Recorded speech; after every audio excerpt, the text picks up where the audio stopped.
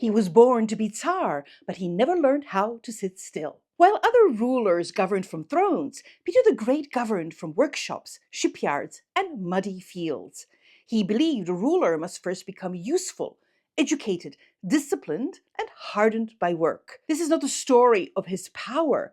This is the story of how Peter the Great lived day after day and how that routine reshaped a civilization. Hi everyone, I'm Bibi, and today we're diving into the relentless work ethic of Peter the Great, the Russian Tsar who reshaped Russia into a global empire. What makes Peter unique among emperors and kings is not just what he achieved, but how he lived. His habits and discipline became the driving force behind one of the most radical transformations a country had ever seen. What will surprise you in this video is how far he was willing to go to learn. He placed himself in situations no ruler of his time would have chosen, learning through exposure rather than distance. When I started researching Peter for this video, I didn't expect his life to feel this intense or this unconventional. He was a deeply hands-on ruler, changing society from the ground up, often at great personal cost. And the truth is,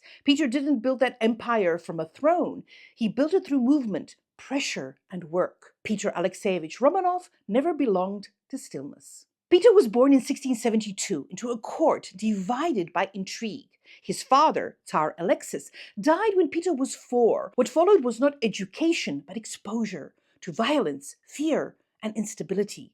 As a child, Peter witnessed armed uprisings, executions, and bodies dragged through palace courtyards. The Streltsy rebels were not distant events. They unfolded in front of him. In 1682, at just 10 years old, Peter was proclaimed co-Tsar of Russia, ruling jointly with his half-brother Ivan V after one of these violent uprisings. The title was real, power was not. Actual authority rested with their half-sister Sofia Alexeyevna, who ruled as regent amid court intrigue and military unrest. Surrounded by ceremony, but excluded from control, Peter grew impatient with ritual and explanation. He trusted action more than words, and skill more than titles. This contradiction shaped him. He learned early that position meant nothing without competence, and that survival depended on loyalty, skill, and force. Rather than compete for influence at court, Peter withdrew to the village of Preobrazhenska on the outskirts of Moscow. There he trained instead of waited. He built wooden fortresses, organized mock regiments, experimented with weapons and tools. What looked like play was already discipline. What looked like avoidance was preparation. Only in 1696, after Ivan's death, did Peter become sole ruler of Russia. By then, he had already spent years forging habits that no ceremonial education could provide. Back in Moscow, Peter disliked court life. He found it slow, ornamental, and detached from reality. He preferred workshops, shipyards, and storage rooms. His passions were practical: mechanics, navigation, carpentry, artillery, engineering. He collected instruments and manuals rather than art. Peter read intensely but selectively. He absorbed ideas circulating in Northern Europe, including humanist writings associated with Erasmus. From Erasmus's Education of a Christian Prince, Peter took a simple idea: a ruler must be educated, useful, and restrained, not merely inherited. Peter lived this in action and letters, often boiling it down to a core truth. A ruler who doesn't learn is a burden to his state. This idea became the moral backbone of his routine. Peter was physically imposing, over 2 meters tall, broad-shouldered, and restless. Peter dominated any space he entered. He walked fast, worked hard, and demanded that others keep up. His days began early, often rising between 4 and 5 in the morning. There was no elaborate ritual, no extended prayer, no leisurely breakfast. Peter began immediately with reports, orders, and inspections. He believed that time wasted by the ruler was time stolen from the state. Peter didn't fake labor for show. He worked. He learned shipbuilding with hammer and saw, served as a common sailor, fired artillery, cleaned tools, oversaw construction with his own hands. He once described himself as a student in need of teachers. This was not false modesty, it was method. Peter believed authority had to be earned daily through competence. This habit shocked foreign observers and unsettled Russian nobles. But Peter never backed down. He saw labor as a form of discipline for himself and for those who watched him. Peter's private relationships were intense and uneven. He trusted few people. When he did, he demanded absolute loyalty. He favored engineers, soldiers, and foreign specialists over aristocrats. Many of his closest companions came from humble backgrounds. His all jesting, all drunken synod was chaotic parody mixed with endurance tests, cruel at times, but designed to reveal true character under pressure. Peter's most important personal relationship was with his second wife, Catherine, later Empress Catherine I.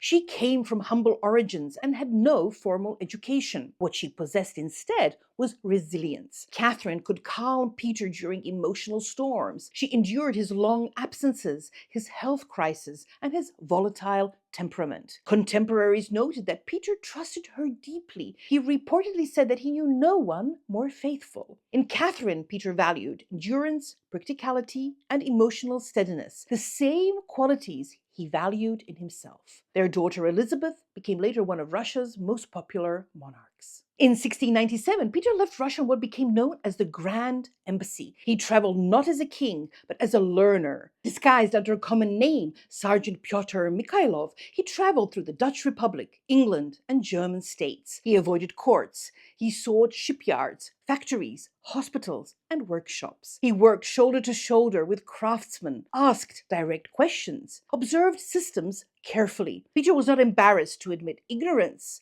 He believed learning was a ruler's obligation. This period reshaped him. It also hardened his belief that Russia could only change if he changed first. When Peter returned to Russia, his daily rhythm became more severe. Administrative work began early in the morning. Reports were read quickly. Orders were given plainly. Peter expected clarity and speed. He hated delay. He often repeated the idea, paraphrased by contemporaries. Delay is worse than error. Meetings followed throughout midday. Military drills and technical demonstrations filled the hours. Peter disliked long speeches. He preferred measurable outcomes. In the afternoon, he visited construction sites, shipyards, and training grounds. He remained visible. He believed presence enforced discipline better than written orders. Peter's evenings were unpredictable. Some ended quietly. Others dissolved into heavy drinking, loud gatherings, and sudden outbursts. These moments revealed the cost of Peter's intensity. He released pressure outward, sometimes destructively. Peter did not limit discipline to himself. He imposed new habits across Russia. Beards were shaved. Western clothing became mandatory. Promotion was tied to merit and service, not birth. Time itself changed. A new calendar, a reorganized civil service, and standardized ranks were introduced. According to contemporaries, Peter believed he was cutting a window to Europe. That window became a city. St. Petersburg was built under brutal conditions: swamps, cold winds, high mortality. Peter chose the site himself. He worked there personally, living simply and expecting others to do the same. The city was not designed for comfort. It was designed for direction. St. Petersburg embodied Peter's routine: outward-looking, disciplined, unfinished. In 1721, after victory in the Great Northern War, Peter formally took the title of Emperor of all Russia, recognition of a transformation his daily discipline had already made irreversible. Peter's obsession with discipline and loyalty also projected his greatest personal failure: his son Alexei, born of Peter's first marriage. Alexei represented traditional Russia. He resisted reform and sought retreat. Peter interpreted this as betrayal. The execution of Alexei marked the darkest point of his reign. It reflected Peter's belief that hesitation threatened the entire project. The logic, often paraphrased by later historians, was simple: better to destroy one than lose the transformation. This was the brutal limit of Peter's method. Peter died in 1725. He had ignored his health repeatedly. In his final years, he continued working despite pain and illness. He reportedly fell ill after rescuing soldiers from icy water, an act consistent with how he lived. His last days were marked by exhaustion, not reflection. He left projects unfinished, but his routine had already remade Russia. Peter the Great did not rule gently. He ruled by example, force, and relentless personal discipline. His routine built a navy, a bureaucracy, a new elite, a new direction for an empire. But it also left scars. Peter's life shows that routines can change civilizations, but not without cost. He did not seek admiration. He sought usefulness, and through that, he changed history. Peter the Great did not inherit a modern state. He trained himself to build one, day after day, tool by tool, habit by habit. Because history does not change through intention alone. It changes when someone lives differently enough to force the future to follow. Thanks for watching. I hope you enjoyed this video and see you in the next one.